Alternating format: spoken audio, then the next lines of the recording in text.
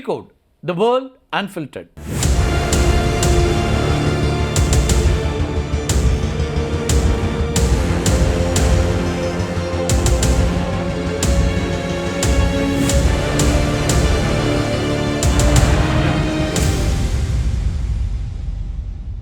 மத்திய கிழக்கில் போர் நிறுத்தம் செய்கிறது குறித்த வரலாற்று சிறப்பு மிக்க பேச்சுவார்த்தை பாகிஸ்தான் தலைநகர் இஸ்லாமாபாத்தில் தொடங்கியிருக்கு. அமெரிக்க அதிபர் டொனால்ட் ட்ரம்ப் தன்னுடைய நம்பிக்கைக்கு உரிய மிக நெருக்கமான அதிகாரிகளை இந்த பேச்சுவார்த்தைக்கு அனுப்பியிருக்கிறார். இதில் முக்கியமானவர் அமெரிக்க துணை அதிபராக இருக்கக்கூடிய ஜேடி வான்ஸ். இவர் தான் தூதுக்குழுவினுடைய தலைவர். ஸ்டீவ் விட்காஃப் அமெரிக்காவினுடைய சிறப்பு தூதர், ட்ரம்ப்போட மிக நெருக்கமான நண்பர், அது மட்டும் இல்லாமல் ஆலோசகர். ஜாரட் குஷ்னர், இவர் டொனால்ட் ட்ரம்ப்போட மருமகன். மத்திய கிழக்கு நாடுகளோட நடக்கக்கூடிய முந்தைய பேச்சுவார்த்தைகள் இருக்கு இல்லையா, ஏற்கனவே நடந்த பேச்சுவார்த்தைகளில் அனுபவம் வாய்ந்தவர் அப்படிங்கிறதுனால ஆலோசகராக இந்த குழுவில் சேர்க்கப்பட்டிருக்கிறார். ஈரான் தரப்பில் மினாப் 168 அப்படிங்கிற பெயரிடப்பட்ட குழு அனுப்பப்பட்டிருக்கு. குழுவினுடைய தலைவர் முகமது பாகர் காலிபாப், ஈரானுடைய நாடாளுமன்ற சபாநாயகர். உங்களுக்கு தெரிஞ்சிருக்கும், பல காணொலிகளில் இவரை பற்றி நம்ம பேசியிருக்கிறோம். சையத் அப்பாஸ் அராக்சி, ஈரானுடைய வெளியுறவுத்துறை அமைச்சர். இவர் ஏற்கனவே அமெரிக்காவோடு நடந்த அணுசக்தி ஒப்பந்த பேச்சுவார்த்தைகளில் பங்கேற்ற அனுபவம் கொண்ட ஒருத்தர். இவங்க ரெண்டு பேரோடையும் சேர்த்து சுமார் 12 உயர் அதிகாரிகளும் இராணுவ ஆலோசகர்களும் இஸ்லாமாபாத்துக்கு போயிருக்கிறாங்க. பாகிஸ்தானோட இராணுவ தளபதி அசீம் முனிர், வெளியுறவுத்துறை அமைச்சர் இஷாக் தார் மத்தியஸ்தர்களாக இதில் பங்கேற்கிறாங்க. பேச்சுவார்த்தைக்கு முன்னதாக அமெரிக்காவுக்கு ஈரான் ஒரு முக்கியமான செய்தியை அனுப்பியிருக்கு. அதில் அமெரிக்கா ஃபர்ஸ்ட் அப்படிங்கிற கொள்கையோடு வந்தால் பேச்சுவார்த்தை வெற்றி பெறும் அப்படின்னும், இஸ்ரேல் ஃபர்ஸ்ட் அப்படிங்கிற கொள்கையோடு வந்தால் ஒப்பந்தம் ஏற்படாது, போர் மீண்டும் உக்கிரம் பெறும் அப்படிங்கிறது தான் அந்த எச்சரிக்கையாக இருக்குது. அதாவது ஈரானை பொறுத்த வரைக்கும் அமெரிக்கா ஃபஸ்ட்டு நீங்கள் பேசுகிறீங்களா, அதை நாங்கள் ஓரளவுக்கு ஒத்துக்கிறோம், ஆனால் இஸ்ரேல் ஃபஸ்ட்டுன்னு ஒரு முடிவெடுத்திங்கன்னா அதுக்கு நாங்கள் சரியாக வரமாட்டோங்கிற விதமாக இந்த கருத்தை அனுப்பியிருக்கிறாங்க. இது மட்டும் இல்லாமல் பேச்சுவார்த்தை தொடங்கிறதுக்கு முன்னாடியே ஈரான் 2 முக்கியமான கோரிக்கைகளை முன் வச்சிருக்குது. ஒன்று, லெபனான் மீதான தாக்குதலை இஸ்ரேல் நிறுத்தணும்.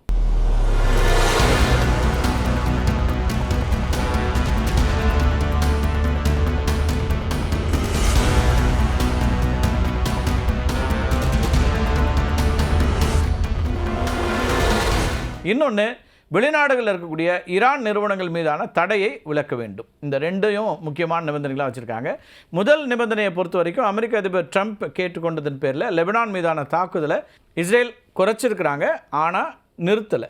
இன்னொரு பக்கம் பல்வேறு நாடுகளில் முடக்கி வைக்கப்பட்டிருக்கக்கூடிய ஈரானுக்கு சொந்தமான பல பில்லியன் டாலர் மதிப்பு இருக்கக்கூடிய நிதி இருக்கு இல்லையா, அதை விடுவிக்கிறதுக்கு அமெரிக்க அதிபர் டொனால்ட் ட்ரம்ப் அவருடைய நிர்வாகம் சம்மதம் தெரிவித்திருப்பதா தகவல்கள் வெளியாகியிருக்குது. குறிப்பாக கத்தாரில் இருக்கக்கூடிய வங்கிகளில் முடக்கி வைக்கப்பட்டிருக்கக்கூடிய ஈரானுக்கு சொந்தமான சுமார் 50,000 கோடி ரூபாய் நிதியை விடுவிக்கிறதுக்கு அமெரிக்கா ஒப்புக்கொண்டிருப்பதா இப்போ செய்திகள் வருது.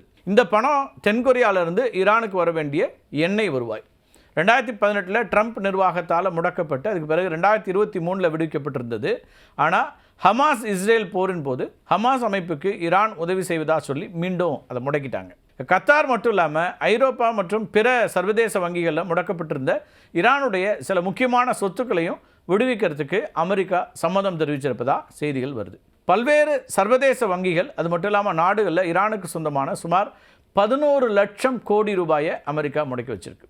இந்த நிதி விடுவிக்கப்பட்டாலும் அதனை ஈரான் தன்னுடைய இராணுவ தேவைகளுக்கு பயன்படுத்த முடியாது. உணவு, மருந்து, அது மட்டும் இல்லாமல் மருத்துவ உபகரணங்கள் போன்ற மனிதாபிமான உதவிகளுக்காக மட்டுமே பயன்படுத்தப்பட வேண்டும் அப்படிங்கிறது தான் அதில் இருக்கக்கூடிய முக்கியமான அம்சம். இஸ்லாமாபாத் அமைதி பேச்சுவார்த்தையில் இஸ்ரேல் ஓரம் கட்டிருப்பதா அந்த நாடு அதிருப்தி தெரிவிச்சிருக்குது. டொனால்ட் ட்ரம்ப் நிர்வாகம் தன்னுடைய சொந்த தூதுக்குழுவை ஜேடி வான்ஸ் தலைமையில் அனுப்பிட்டு ஈரானோட நேரடியாக பேச முடிவு செஞ்சது தான் இஸ்ரேலை சற்று அந்நியப்படுத்தியதாக உணர வச்சிருக்குது. வான்ஸ் எப்போதுமே அமெரிக்கா தேவையற்ற வெளிநாட்டு போர்களில் ஈடுபடுறதை தவிர்க்கணும்னு நினைக்கிறவர். அமெரிக்க வீரர்களுடைய உயிரும் பொருளாதாரமும் இஸ்ரேலுடைய பிராந்திய போருக்காக பணயம் வைக்கக்கூடாது அப்படிங்கிறதுல அவர் ரொம்ப உறுதியாக இருக்கிறவர். இதனால தான் அவர் ஈரானோட அமைதி பேச்சுவார்த்தை நடத்துறதுல அதிக ஆர்வம் காட்டுறாரு. ஏற்கனவே நெத்தன்யாஹுக்கும் வான்ஸுக்கும் இடையில் தொலைபேசியில் மிகப்பெரிய வாக்குவாதம் நடைபெற்றதா செய்திகள்லாம் வெளியாக இருந்துச்சு. நெத்தன்யாஹு ட்ரம்ப்பை தவறாக வழி நடத்தி விட்டார் அப்படிங்கிறது தான் வான்ஸோட ஒரு ஒப்பீனியனாக ரொம்ப நாளாக இருக்குது. இஸ்ரேலிய அதிகாரிகள் சிலர் வான்ஸை மென்மையானவர், அதாவது லெஸ் ஹாக்கிஷ் அப்படின்னு சொல்கிறாங்க. அவர் ஈரானோட சமரசம் செய்து கொள்வார் அப்படின்னு இஸ்ரேலுக்கு ஒரு அச்சம் இருக்குது. வான்ஸை பொறுத்த வரைக்கும் இஸ்ரேலின் எதிரி அல்ல, ஆனால் அவர் இஸ்ரேலின் ஒவ்வொரு முடிவையும் கண்மூடித்தனமாக ஆதரிக்கக்கூடிய ஒரு நபரும் இல்லை. அமெரிக்காவுக்கு எது லாபமோ அதுதான் என்னோட கொள்கை அப்படிங்கிறது அவரோட நிலைப்பாடு. அதனால் இஸ்ரேலிய அரசாங்கம் அவரை சற்று எச்சரிக்கையோடு அணுகுது அப்படின்னு பார்க்க வேண்டியிருக்கு.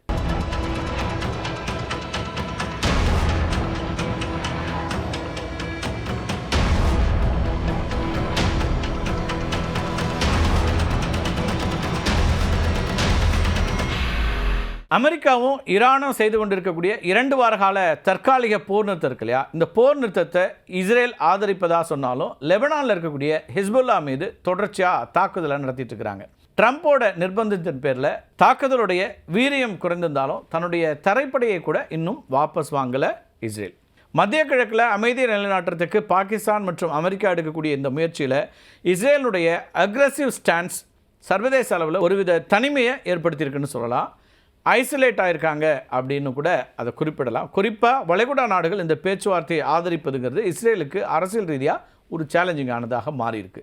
சுருக்கமாக சொன்னால் தன்னுடைய அமெரிக்கா ஃபர்ஸ்ட் கொள்கையின்படி தன்னுடைய வீரர்களையும் பொருளாதாரத்தையும் காக்கிறதுக்கு ஈரானோட சமரசம் செய்யறதுக்கு துடிக்கிறாங்க. இதில் இஸ்ரேலுடைய பாதுகாப்பு கவலைகள் 2ஆம் இடத்துக்கு தள்ளப்பட்டிருப்பதாகவே அரசியல் விமர்சகர்கள் பார்க்குறாங்க. குறிப்பாக இஸ்ரேல் அப்படி நினைக்குது.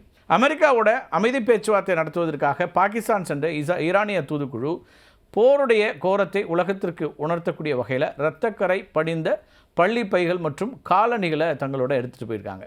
பயணத் தோழர்கள் அப்படிங்கிற பேரில் ஈரானிய நாடாளுமன்ற சபாநாயகர் முகமது பாகர் காலிஃபா தன்னுடைய எக்ஸ் தளத்தில் ஒரு புகைப்படத்தை பகிர்ந்திருக்கிறார். அதில் விமானத்தினுடைய முன்வரிசை இருக்கைகளில் அமெரிக்க தாக்குதல்களில் கொல்லப்பட்ட குழந்தைகளுடைய இரத்தக்கரை படிந்த பள்ளி பைகளும் காலணிகள் புகைப்படங்களாக வைக்கப்பட்டிருந்தன.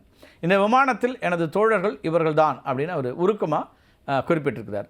போர் தொடங்கிய முதல் நாளான பிப்ரவரி 28ஆம் தேதி தெற்கு ஈரானில் இருக்கக்கூடிய மினாப் நகரில் ஷஜாரே தைபே அப்படிங்கிற சிறுமிகளுக்கான ஒரு ஆரம்ப பள்ளி மீது ஒரு தாக்குதல் நடத்தப்பட்டுச்சு. உங்களுக்கு நினைவு இருக்குது, அதை பற்றி நம்ம நிறைய காணொலிகளில் பேசியிருக்கிறோம். அந்த தாக்குதலில் 168 குழந்தைகள் கொல்லப்பட்டாங்க. அந்த குழந்தைகள் கொல்லப்பட்டதை நினைவுபடுத்துகிற விதமாக தான் இந்த பெயர் வைக்கப்பட்டிருக்கு. இந்த பள்ளி மீதான தாக்குதலுக்கு தாங்கள் காரணமல்ல அப்படின்னு அமெரிக்கா மறுத்துக்கிட்டு இருக்காங்க. ஆனால் நியூயார்க் டைம்ஸு அமெரிக்கா பயன்படுத்தக்கூடிய டொமஹாக் ஏவுகணை தவறுதலாக இலக்கு மாறி தாக்கியதாக தான் குறிப்பிட்டிருக்காங்க.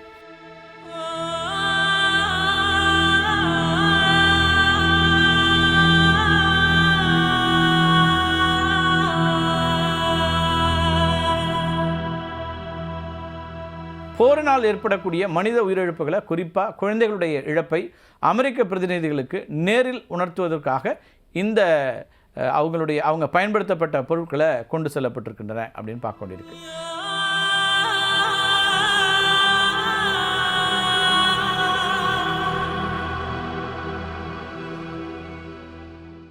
அமெரிக்கா மற்றும் ஈரானுக்கு இடையிலான இந்த அமைதி பேச்சுவார்த்தைக்காக பாகிஸ்தான் தன்னுடைய தலைநகராக இருக்கக்கூடிய இஸ்லாமாபாத்தை இரும்பு கோட்டையாக மாற்றியிருக்கு அப்படின்னு அங்கிருந்து வரக்கூடிய செய்திகளை பார்க்குறோம். பேச்சுவார்த்தை நடைபெறக்கூடிய செரீனா ஹோட்டல் ரெட் ஜோன் பகுதியாக மாற்றப்பட்டிருக்கு. அந்த பகுதியினுடைய முழு பாதுகாப்பு பொறுப்பு பாகிஸ்தான் இராணுவத்திட்ட ஒப்படைக்கப்பட்டிருக்கு. சுமார் 10,000க்கும் மேற்பட்ட பாதுகாப்பு பணியாளர்கள் நகர் முழுக்க குவிக்கப்பட்டிருக்கிறாங்க. இராணுவம் அதே போல் ரேஞ்சர்ஸ் படைகள் ரெட் ஜோன் அதே போல் அரசு கட்டடங்களை பாதுகாக்கக்கூடியதாக இருக்கும். 6,000க்கும் மேற்பட்ட இஸ்லாமாபாத் மற்றும் பஞ்சாப் காவல்துறை அதிகாரிகளும் முக்கிய சாலைகள் மற்றும் சந்திப்புகளை கண்காணிக்கக்கூடிய பணியில் ஈடுபடுத்தப்பட்டிருக்காங்க. குயிக் ரெஸ்பான்ஸ் ஃபோர்ஸ் அசம்பாவிதங்களை எதிர்கொள்ள தயார் நிலையில் நிறுத்தப்பட்டிருக்கு. பேச்சுவார்த்தை நடைபெறக்கூடிய செரீனா ஹோட்டல் அதே போல் அதை சுற்றி இருக்கக்கூடிய சுமார் 3 கிலோமீட்டர் பரப்பளவு முழுமையாக தனிமைப்படுத்தப்பட்டு பாதுகாப்பு வளையத்திற்குள்ளே கொண்டு வரப்பட்டிருக்கு. பேச்சுவார்த்தையில் ஈடுபடக்கூடிய பிரதிநிதிகளுக்கு ப்ளூ புக் அப்படின்னு அழைக்கப்படக்கூடிய உயர்மட்ட பாதுகாப்புங்கிறதும் வழங்கப்பட்டிருக்கு.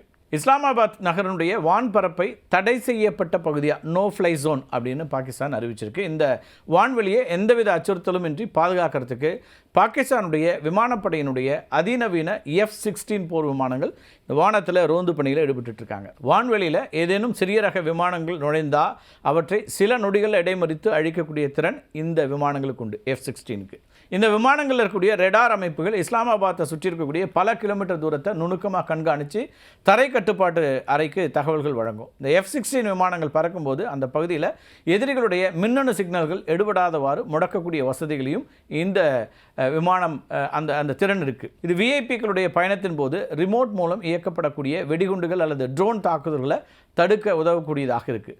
பாகிஸ்தானுடைய நூர்கான் விமான தளத்திலிருந்து இந்த விமானங்கள் சுழற்சி முறையில் விண்ணில் பாய்கின்றன. பேச்சுவார்த்தை முடிகிற வரைக்கும் குறைந்தது 2 F-16 விமானங்கள் எப்போதும் இஸ்லாமாபாத் வானத்தில் வட்டமடித்தபடி இருக்கும் வகையில் ஏற்பாடு செய்யப்பட்டிருக்கு. பாகிஸ்தான் இதுவரைக்கும் கண்டிராத மிகப்பெரிய ராஜதந்திர நிகழ்வு இது அப்படிங்கிறதுனால எந்த விதமான சிறிய தவறும் நடந்துவிடக்கூடாது அப்படிங்கிறதுல அந்த நாட்டு அரசு மிக தீவிரமாக இருப்பதாக சொல்லப்படுது. பேச்சுவார்த்தைகள் ஒரு பக்கம் நடந்து கொண்டிருக்க, ஈரான் தன்னுடைய வான் பாதுகாப்பு திறனை, ஏர் டிஃபென்ஸ் இருக்கு இல்லையா, அந்த அவங்களுடைய திறனை பலப்படுத்தி கொள்ள சீனா உதவ முன் வந்துள்ளதா செய்திகள் வருது. அதுவும் கவனம் பெறுது. அதுலேயும் குறிப்பாக மேன் பேட்ஸ் அப்படின்னு அழைக்கப்படக்கூடிய மேன் போர்ட்டபிள் ஏர் டிஃபென்ஸ் சிஸ்டம்களை கொடுக்கறதுக்கு ஒப்புக்கொண்டிருக்கிறது சீனான்னு பார்க்குறோம். மேன் பேட்ஸ் அப்படிங்கிறது தோளில் வைத்து இயக்கக்கூடிய ஏவுகணை அமைப்புகள். இவை மிக குறைந்த உயரத்தில் பறக்கக்கூடிய போர் விமானங்கள், ஹெலிகாப்டர்கள், அது மட்டும் இல்லாமல் ட்ரோன்களை துல்லியமாக தாக்கி அழிக்கக்கூடிய திறன் கொண்டவை. இவற்றோடு அதிநவீன QW-18 அதேபோல் QW-19 ரக ஏவுகணைகளை ஈரானுக்கு அனுப்புறதுக்கு தயாராகி வருவதாகவும் அமெரிக்க உளவுத்துறை தெரிவிக்குது. இவை எதிரி விமானங்களிலிருந்து வெளியேறக்கூடிய வெப்பத்தை, ஹீட் சீக்கிங் இல்லையா, வைத்து இலக்கை துரத்தி சென்று தாக்கக்கூடிய திறன் பெற்றவை. இவை ஃபயர் அண்ட் ஃபர்கெட் தொழில்நுட்பம் கொண்டவை. அதாவது ஏவிய பிறகு அதை தொடர்ந்து இயக்க தேவையில்லை. தற்போதைய போரில் இஸ்ரேல் மற்றும் அமெரிக்காவுடைய வான்வழி தாக்குதல்களை முறியடிக்கிறதுக்கு ஈரான் பெரும் சிரமப்பட்டுருக்கு. பெரிய ஏவுகணை தடுப்பு அமைப்புகளான S-300 போன்றவற்றை எளிதில் கண்டறிந்து அழித்து விடலாம். ஆனால் மேன் பேட்ஸ்களை எங்கே வேண்டுமானாலும் மறைத்து வைத்து இயக்க முடியும். அப்படிங்கிறதுனால இது அமெரிக்காவுடைய வான்வழி ஆதிக்கத்திற்கு பெரும் சவாலாக அமையும் அப்படின்னு எதிர்பார்க்கப்படுது. சீனாவுடைய இந்த நடவடிக்கை பேச்சுவார்த்தையில் அமெரிக்காவுக்கு அதிக அழுத்தம் கொடுப்பதற்காக ஈரான் விடுத்திருக்கக்கூடிய ஒரு ராஜதந்திர வலை அப்படின்னும் அரசியல் ஆய்வாளர்கள் பார்க்குறாங்க. சுருக்கமாக சொல்லணுன்னா, இந்த போர் சூழலில் ஒரு பக்கம் ராஜதந்திர பேச்சுவார்த்தைகளும் இன்னொரு பக்கம் இராணுவ ரீதியிலான பலப்படுத்தல்களும் சமகாலத்தில் நடந்து கொண்டிருக்கின்றன.